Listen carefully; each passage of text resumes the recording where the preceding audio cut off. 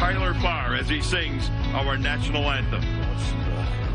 And bright stars. At Lambeau Field Thursday night, players from both the Green Bay Packers and the Chicago Bears linked arms as a sign of unity during the playing of the national anthem. And some fans in the stands heeded a request from quarterback Aaron Rodgers to do the same.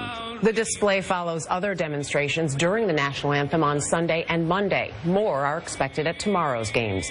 For the latest on the controversy, we're joined by Andrew Brandt. He's a former Green Bay Packers vice president and now a columnist at Sports Illustrated and the director of the Moorad Center for Sports Law at Villanova University. Andrew, good morning. Morning, Dana. So, from back when Colin Kaepernick started this to where we are now, what we saw on Thursday, what's your reaction been to what we're seeing in the NFL right now? Well, I think you have two sides that are very contentious. The players, the owners, the NFL, the NFLPA, they can't agree on anything. They're fighting in court right now with Ezekiel Elliott. But they agreed on this. They clapped back against the president. They agreed on unity. He embarrassed our game. He embarrassed the players, calling them SOBs. So what happened last weekend was a real show of unity. It was players, owners, league, union, all together in this message to the president, we're strong together. It's interesting the attitude, the public attitudes here that you see in polls, because on the one hand you see people saying they want the players to stand for the national anthem, but on the other hand, polls suggest that people do not like what the president's been saying. So where does that leave things? Yeah, it's tough right now. I think owners, maybe even networks, maybe a lot of fans probably want this to move on. But I think players know. I think players want to keep the message going. And what's happened is this whole thing started with Colin Kaepernick, as we know, a year ago.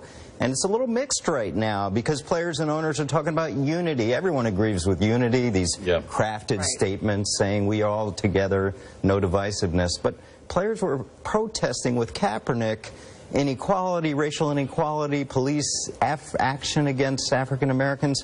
So it's changed a little bit, and I think, yes, there's a population that wants to move on, but players still want to get their message out. And you mentioned sort of a mixed message and also wanting to move on. We saw some sponsors come out and put these crafted statements together.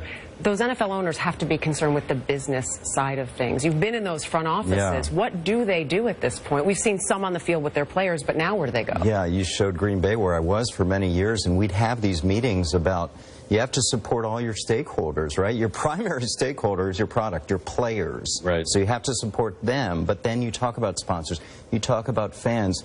As we know, let's be real here, there's a base of support out there for what Trump said. There's a base of support that want players to stick to sports. So you have to balance all those concerns. You have to be supportive of your players, yet you have to balance what's going on outside. So it's a real straddle you have to go through. Is it a ratings thing? I think I saw you writing about this idea that, you know, ratings are going to go up and down no matter what's going on. So what do the owners look at if they're trying to get a sense of whether they might be losing some fan base? Yeah, ratings is obviously a big factor. That's a key metric.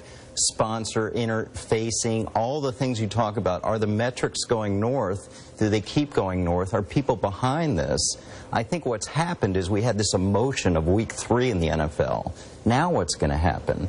If owners are not as supportive of players, do players protest even more? And what the reaction is going to be in terms of discipline, in terms of support, league and team. We have to watch both sides. Is there evidence that the NFL is paying for this in some way at this point? Well, you see the polls saying, again, kind of move on. I think what happened a year ago is the NFL looked at Kaepernick and said, right away, we encourage but do not require players to stand. So they set a precedent right there. So you're going to continue to see kneeling or sitting in different ways. Kaepernick has become a movement, not just a player movement. He's a much bigger story unsigned than he is signed. If he was signed, it'd be a one-day story, we move on. But his is becoming more. There was a rally here at the NFL offices a few streets down, thousands of people with what's going on in the country, with Charlottesville right before that. Kaepernick is bigger than an NFL player right now. Yeah, and we know the NBA is going to get underway. They have a requirement that they have to stand. The Olympics coming. We'll continue to watch it. There'll be a lot. Yeah. Andrew Brandt, thanks so much. Thanks, guys. The Trump administration